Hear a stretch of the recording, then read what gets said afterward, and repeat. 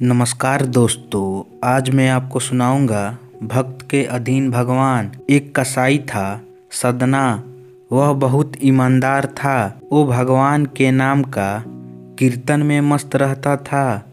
यहाँ तक कि मांस को काटते बेचते हुए भी वह भगवान नाम गुनगुनाता रहता था। एक दिन वह अपनी ही धुन में कहीं जा रहा था कि उसके पैर से कोई पत्थर टकराया। वह रुक गया।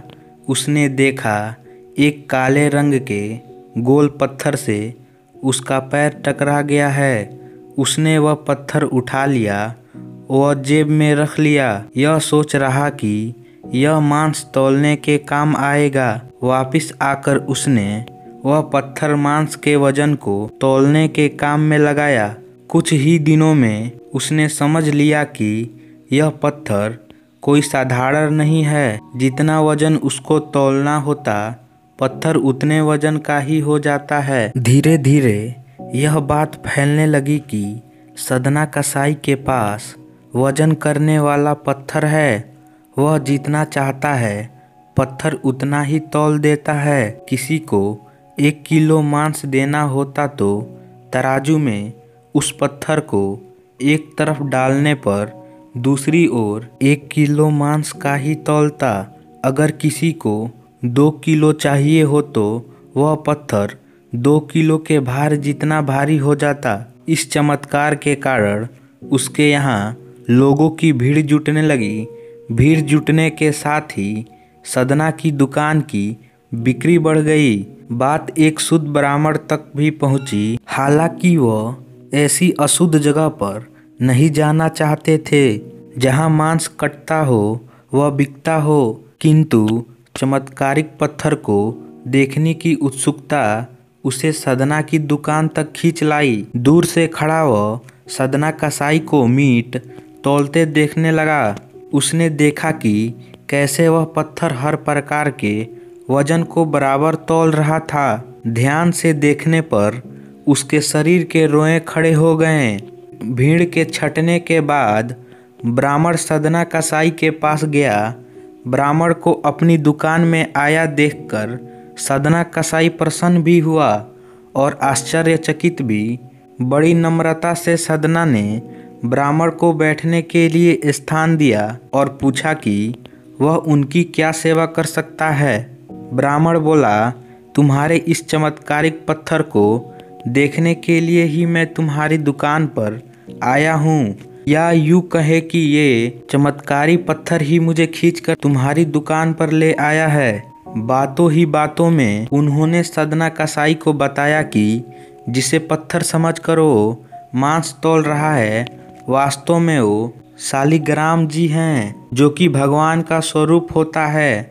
शालिग्राम जी को इस तरह गले कटे मांस के बीच में रखना व उनसे मांस तौलना बहुत बड़ा पाप है। सदना बड़ी ही सरल प्रकृति का भक्त था। ब्राह्मण की बात सुनकर उसे लगा कि अनजाने में मैं तो बहुत पाप कर रहा हूँ। अनुनय विनय करके सदना ने वह शालिग्राम उन ब्राह्मण को दे दिया और कहा कि आप तो ब्राह्मण हैं, अतः आपकी इनकी सेवा परिचर्या करके इन्हें प्रसन्न करें। मेरे योग्य कुछ सेवा हो तो मुझे अवश्य बताएं। ब्राह्मण उस शालिग्राम शिला को बहुत सम्मान से घर ले आए। घर आकर उन्होंने श्री शालिग्राम को स्नान करवाया, पंचामृत से अभिषेक किया व पूजा अर्चना आरंभ कर दी।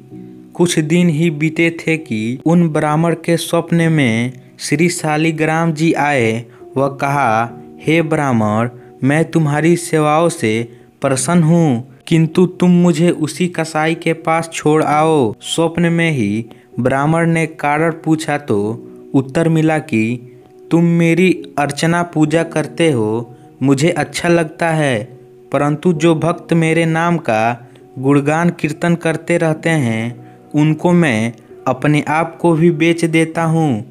सदना तुम्हारी तरह मेरा अर्चन नहीं करता है, परंतु वह हर समय मेरा नाम गुनगुनाता रहता है, जो कि मुझे अच्छा लगता है। इसलिए तो मैं उसके पास गया था। ब्राह्मण अगले दिन ही सदना कसाई के पास गया। वह उनको प्रणाम करके सारी बात बताई। वह श्री शालिग्राम जी को उन्हें सौंप दिया। ब्राह्मण की बात सुनकर सदना कसाई की आंखों में आंसू आ गए। मन ही मन उन्होंने मांस बेचने खरीदने के कार्य को तिलांजलि देने की सोची और निश्चय किया कि यदि मेरे ठाकुर को कीर्तन पसंद है तो मैं अधिक से अधिक समय नाम कीर्तन ही करूँगा। तो दोस्तों, आशा करता हूँ यह कहानी आपको अच्छी लगी होगी, तो इसे लाइक करें और हमारे चैनल को सब्सक्राइब करें। धन्यवाद।